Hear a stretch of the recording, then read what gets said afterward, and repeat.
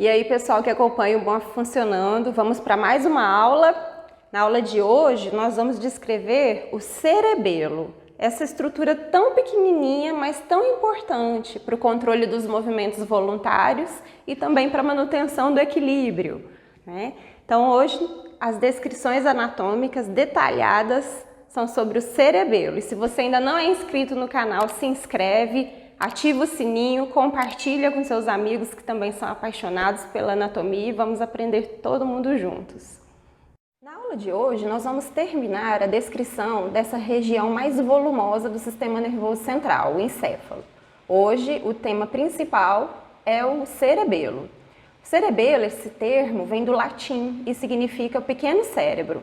Isso porque ele contém mais da metade dos neurônios do encéfalo. Aqui nós temos uma vista antero-inferior do encéfalo e vejam que o cerebelo ele está localizado posteriormente à ponte e o bulbo, estruturas que pertencem ao tronco encefálico. Além disso, nessa vista medial do encéfalo, nós podemos observar que o cerebelo ele também ajuda na formação do teto do quarto ventrículo. Nesse corte transversal do crânio, nós estamos visualizando as fossas da base do crânio. Vejam que o cerebelo repousa sobre a fossa posterior do crânio, mais especificamente nesta cavidade do osso occipital, denominada de fossa do cerebelo. Além disso, o cerebelo ele é separado do lobo occipital por uma prega da dura mater, o tentório do cerebelo, que nós descrevemos na aula sobre meninges cranianas. Anatomicamente, o cerebelo possui três porções bastante distintas. A porção mediana e única é o verme do cerebelo, e ele está ligado a duas grandes massas laterais, que são os hemisférios cerebelares. Nessa vista posterior, não existe uma separação, uma delimitação muito nítida entre o verme do cerebelo e os hemisférios cerebelares. Porém, nessa vista anterior, então aqui nós temos a face anterior do cerebelo, o tronco encefálico foi retirado, essa divisão já fica mais nítida. Vejam só, a gente tem aqui dois sulcos laterais, dividindo o verme do cerebelo nessa porção mediana dos hemisférios cerebelares, nessas porções laterais. Então agora nós voltamos o tronco encefálico para sua posição anatômica, à frente do cerebelo, e vejam que o cerebelo ele está ligado ao tronco encefálico, tanto ao bulbo, à ponte e ao mesencéfalo, por pedúnculos cerebelares. O maior de todos é o pedúnculo que parte da região da ponte, que é o pedúnculo cerebelar médio. Quando eu retiro o tronco encefálico, a gente visualiza os outros dois pedúnculos cerebelares. Aqui nós temos um corte do pedúnculo cerebelar superior e nessa região mais inferior as fibras que formam o pedúnculo cerebelar inferior. Lembrando que essa maior porção é o pedúnculo cerebelar médio.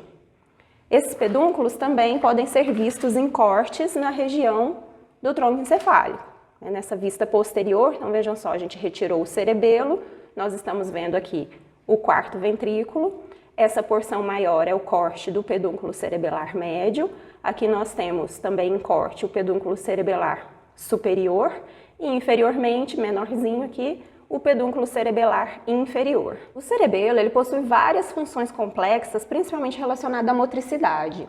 Ele é importante para a manutenção da postura, do equilíbrio, da coordenação dos movimentos e a aprendizagem de habilidades motoras. Hoje em dia já tem muitos estudos mostrando também que ele está relacionado à cognição. Então, essas fibras que formam os pedúnculos cerebelares são axônios de neurônios provenientes de áreas tanto medulares como corticais e até mesmo do tronco encefálico, que vão se conectar ao cerebelo para que ele seja capaz de realizar todas essas funções. Apesar de no latim o termo cerebelo significar pequeno cérebro, o cerebelo é muito diferente do cérebro. Mas anatomicamente a distribuição de substância branca e substância cinzenta é muito parecida. Por exemplo, a substância cinzenta ela se distribui na superfície, formando o córtex cerebelar. E a substância branca está localizada profundamente, envolvida por esse córtex. Entretanto, no interior dessa substância branca, na região dos hemisférios cerebelares, nós vamos encontrar grupamentos de substância cinzenta formando os núcleos profundos ou centrais do cerebelo. Isso aí é muito semelhante com o que a gente viu lá na região do cérebro. Uma outra semelhança com o cérebro é que a superfície cortical do cerebelo também se dobra para que uma maior área de córtex caiba em uma cavidade reduzida, formando essas dobras predominantemente numa distribuição transversal, que são denominadas de folhas do cerebelo. Vejam quantos sulcos nós podemos observar na superfície cerebelar, né? Temos algumas fissuras mais profundas também, né? Dividindo cada porção do cerebelo em lobos, lóbulos e cada pedacinho aqui, cada dobrinha, que são as folhas cerebelares. Os lóbulos do cerebelo recebem denominações diferentes, tanto no verme como nos hemisférios cerebelares. A cada lobo do verme, nós temos 2 lóbulos nos hemisférios. Portanto, são ao todo 17 lóbulos, né, contando os do verme e dos hemisférios cerebelares, e 8 fissuras dividindo cada uma das porções dos hemisférios cerebelares. E cada uma dessas estruturas com uma denominação própria. Segundo o neuroanatomista Ângelo Machado, a maioria dessas estruturas não tem isoladamente uma importância funcional ou clínica. Então, a memorização desses nomes se torna sem importância, né? Embora todo o livro traga cada uma dessas nomenclaturas e localização das estruturas. Entretanto, nós vamos deixar para identificar aquelas que apresentam realmente alguma importância funcional ou clínica. Então, quais são essas estruturas importantes que a gente precisa identificar no cerebelo? Primeiramente, 2 fissuras. A primeira delas é a fissura prima. A fissura prima fica mais ou menos nessa região aonde nós temos essa porção mais alta do verme, que é o culmen, e inicia o declive, também pertencente ao verme. Nessa região, apesar de a gente não conseguir visualizar muito bem nessa peça, existe uma fissura, separando o corpo do cerebelo em lobo anterior e lobo posterior. O lobo posterior, ele se estende por toda a face inferior do cerebelo.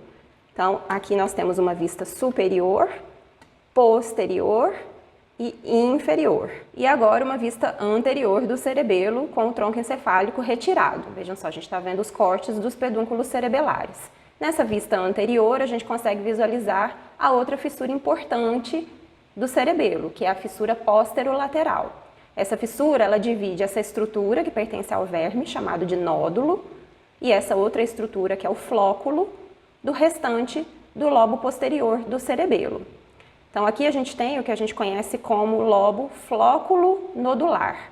Essa estrutura aqui é responsável pela manutenção do equilíbrio. Outras 2 estruturas que são importantes a gente identificar, elas têm uma grande importância clínica, são as tonsilas cerebelares, essas 2 protuberâncias inferiores do cerebelo. Vejam que agora a gente tem aqui um corte sagital mediano do encéfalo, nós posicionamos esse corte lá na cavidade craniana e vejam só aqui o cerebelo posteriormente ao tronco encefálico e a tonsila do cerebelo se projetando na face posterior do bulbo.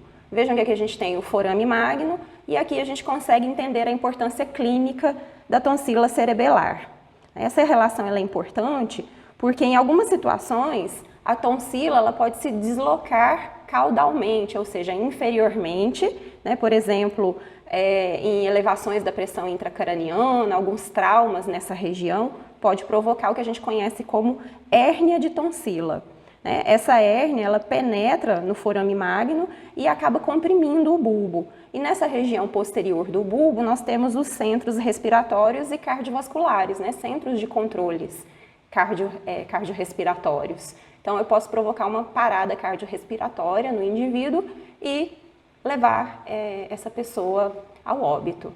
Bom, pessoal, então, apesar de existir uma divisão anatômica do cerebelo, a divisão funcional ela é muito mais utilizada porque ela faz muito mais sentido.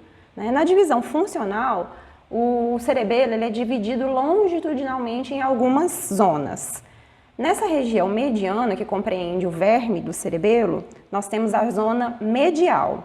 De cada lado da zona medial, nós temos um pedacinho bem pequeno que compõe a zona intermédia, uma de cada lado. E o restante, né, que é a porção maior do hemisfério cerebelar, é a zona lateral, também uma de cada lado. Cada uma dessas zonas tem relação com as estruturas, né, com as fibras que entram no cerebelo para informar o cerebelo de como que o movimento foi planejado, como que ele está sendo executado, para que a partir dessas informações saia uma resposta, né, pelas vias eferentes do cerebelo, para que o movimento possa ser controlado, né? Então, em termos de velocidade, como o movimento vai acontecer, intensidade da contração muscular, coordenação, então tudo isso é feito graças às vias aferentes que chegam em cada uma dessas 3 zonas do cerebelo. Então, uma coisa que vocês precisam ter em mente é que essas informações são provenientes do córtex cerebral, mais especificamente das áreas motoras, do tronco encefálico e da medula espinal. Todas essas informações chegam no cerebelo, né, que são as vias de entrada, as vias aferentes, e vão fazer sinapse em neurônios corticais. Cada uma dessas entradas específicas fazem sinapse em locais específicos do córtex cerebelar. E a saída do córtex é especificamente por meio de um tipo celular do córtex, que são as células de Purkinje, as células da camada intermédia do córtex cerebelar. São neurônios muito grandes que contêm apenas um axônio que se dirige para o centro medular do cerebelo para fazer sinapse com os núcleos centrais do cerebelo. E essa sinapse ela é inibitória. Cada uma dessas 3 partes do cerebelo, incluindo o lóbulo flóculo nodular, vão receber informações periféricas, né? Periféricas que eu digo fora do cerebelo, né? Mas são todas do sistema nervoso central. Então elas vão chegar em cada uma dessas porções do cerebelo e vão sair por núcleos profundos específicos. Então, de acordo com essas conexões, nós conseguimos dividir o cerebelo em outras 3 porções ou 3 divisões funcionais. O vestíbulo cerebelo, o espino cerebelo e o cérebro cerebelo. Então vamos à descrição de cada uma dessas partes. Vamos começar com a porção mais primitiva, que é o vestíbulo cerebelo. O vestíbulo cerebelo, ele compreende o lóbulo flóculo nodular. Então, é o lóbulo onde a gente tem o nódulo do verme e o flóculo dos hemisférios cerebelares, um de cada lado, ok? Esse é o vestíbulo cerebelo. Por quê? Porque ele vai receber informações lá dos núcleos vestibulares. Esses núcleos vestibulares eles estão localizados no tronco encefálico e essas informações chegam até o vestíbulo cerebelo por meio dos pedúnculos cerebelares, vão fazer sinapse no córtex do lóbulo flóculo nodular. E essas informações que são integradas no córtex cerebelar saem pelas células de Purkinje que fazem sinapses no núcleo fastigial. É um núcleo que está relacionado com a porção mais medial do cerebelo. Essas informações que saem dos núcleos vestibulares do tronco encefálico e chegam no lóbulo flóculo nodular, elas têm origem lá nas regiões vestibulares da orelha interna. E elas trazem estímulos que são desencadeados por conta da posição da cabeça e que são importantes para a manutenção do equilíbrio e da nossa postura básica. Então, dessa forma, as eferências cerebelares, elas vão fazer sinapse com núcleos motores da musculatura que está relacionada com essa manutenção postural, né, e com o equilíbrio, que seria a musculatura axial, aquela musculatura que está formando, né, o eixo do nosso corpo, ou que está ao redor do eixo do nosso corpo, e a musculatura extensora dos membros, que nos mantém, por exemplo, em pé ao longo do dia. Vamos agora à descrição do espino cerebelo. Como o próprio nome indica, espino tem relação com a medula espinal, né? Então, ele compreende a zona medial, que é todo o verme cerebelar, com exceção do nódulo, que pertence ao lóbulo flóculo nodular, né? E a zona intermédia, que são essas porções mais laterais ao verme. Então vejam só, aqui nós temos um corte transversal da medula espinal e nessa região do funículo lateral nós temos os tratos espino cerebelar anterior e espino cerebelar posterior. As fibras que se originam a partir desses tratos cerebelares seguem em direção ao cerebelo. Essas informações elas entraram pelo corno posterior, né, proveniente lá do nervo espinal, da raiz posterior. Elas entram aqui no corno posterior e seguem para formar os tratos espinocerebelares. Essas fibras, elas se originam nos próprios receptores periféricos, lá nos músculos, nos tendões e nas nossas articulações. Portanto, essas informações que seguem pelos tratos espinocerebelares chegam ao cerebelo para informar ao cerebelo como que o movimento está acontecendo. Então, é uma informação proprioceptiva. E essa informação ela é inconsciente, porque não foi para o córtex cerebral, né? Ela foi para o córtex cerebelar. Então, essas informações ascendem pela medula espinal e, ao chegar no tronco encefálico, as fibras provenientes do trato espinocerebelar anterior entram no cerebelo pelo pedúnculo cerebelar superior e as fibras provenientes do trato espinocerebelar inferior entram no cerebelo pelo pedúnculo cerebelar inferior. Essas fibras vão fazer sinapse nas zonas medial ou intermédia do cerebelo. Nesse local, nós formamos o que a gente conhece como espinocerebelo. Então, todas essas informações proprioceptivas vão chegar nessa região. Nessa região também vão chegar informações visuais, auditivas, vestibulares e somatosensoriais, que vão auxiliar a integrar essas respostas e fornecer uma resposta eficiente que é de saída do cerebelo. Então, com relação ao espinocerebelo, né, as vias de saída do espinocerebelo, os axônios das células de Purkinje, que partem da zona medial, ou seja, que partem do córtex do verme cerebelar, vão fazer sinapse nos núcleos fastigiais. E esses núcleos, eles estão relacionados com o controle da musculatura axial e proximal dos membros. E aí, então, vai ter uma maior relação também com a manutenção do equilíbrio e da postura. Já as células de Purkinje que saem da zona intermédia, né, essa porção mais medial do hemisfério cerebelar, elas vão fazer sinapse com os núcleos interpósitos. E essas fibras, elas seguem em direção ao núcleo rubro ou então ao tálamo do lado oposto. As fibras que fazem sinapse no núcleo rubro vão influenciar os neurônios das vias rubroespinais, que tem relação com os movimentos mais delicados dos membros, né? Vai inervar a musculatura distal dos membros. Já as fibras que seguem em direção ao tálamo vão chegar até o córtex motor, onde vão influenciar as vias córtico-espinais, principalmente também para influenciar os neurônios do grupo lateral, do corno anterior da medula, que também estão envolvidos com a musculatura distal dos membros e movimentos finos, né? Por fim, nós temos o cérebro-cerebelo, que é a porção do cerebelo, né, ou as porções do cerebelo que recebem informações da região do córtex cerebral, mais especificamente das áreas motoras do córtex cerebral. Essas fibras, elas vão fazer sinapse na ponte, nos núcleos pontinos, e a partir dos núcleos pontinos entram no cerebelo por meio do pedúnculo cerebelar médio para fazer sinapse no córtex cerebelar das regiões ou das zonas laterais dos hemisférios cerebelares. Essa via também é conhecida como via córtico-ponto-cerebelar e está trazendo informações motoras oriundas lá do córtex cerebral, né, da área primária e das áreas de planejamento motor.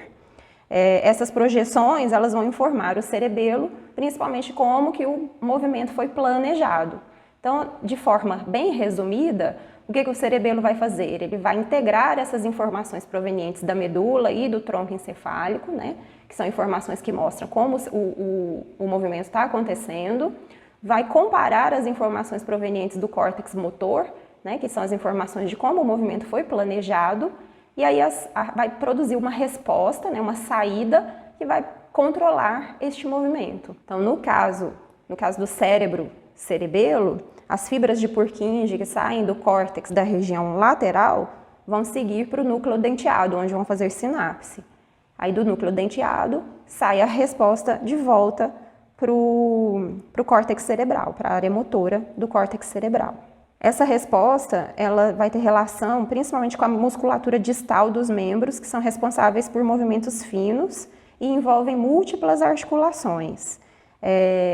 Como as informações também chegam ao córtex responsável pelo planejamento motor, né, lá no córtex cerebral, Ele vai controlar também o planejamento do movimento, o início do movimento, a velocidade e o tempo com que esse movimento acontece.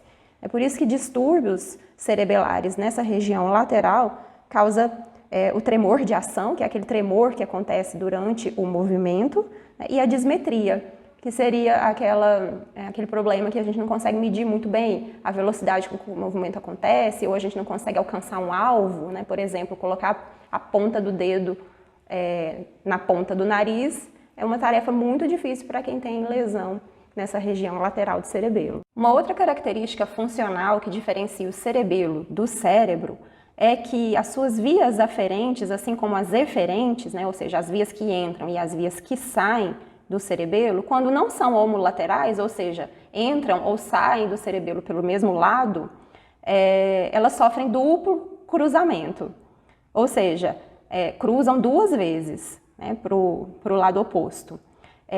Esse duplo cruzamento, ou estar do mesmo lado com que entrou ou com que saiu, esse fato ele tem importância clínica, pois a lesão de um dos hemisférios cerebelares sempre vai fornecer sintomatologia do mesmo lado da lesão, né? Então, se eu tenho uma lesão no hemisfério esquerdo, a sintomatologia ela vai se apresentar do lado esquerdo do corpo. Eu estou apontando aqui para o direito. Enfim, se nós temos uma lesão no hemisfério direito do cerebelo, a sintomatologia vai ser sempre do lado direito do corpo. Fazendo uma comparação, né, com o córtex cerebral, lesões no córtex cerebral sempre vai fornecer sintomatologias do lado oposto da lesão. Então aqui eu tenho o córtex cerebral do lado direito, lesões do lado direito vão fornecer sintomatologias do lado esquerdo do nosso corpo. Bom, pessoal, então finalizamos mais uma aula. Espero que tenha dado tudo certo por aí. Qualquer dúvida, coloque aqui nos comentários. Vai lá visitar o nosso site, nosso Instagram e até a próxima aula.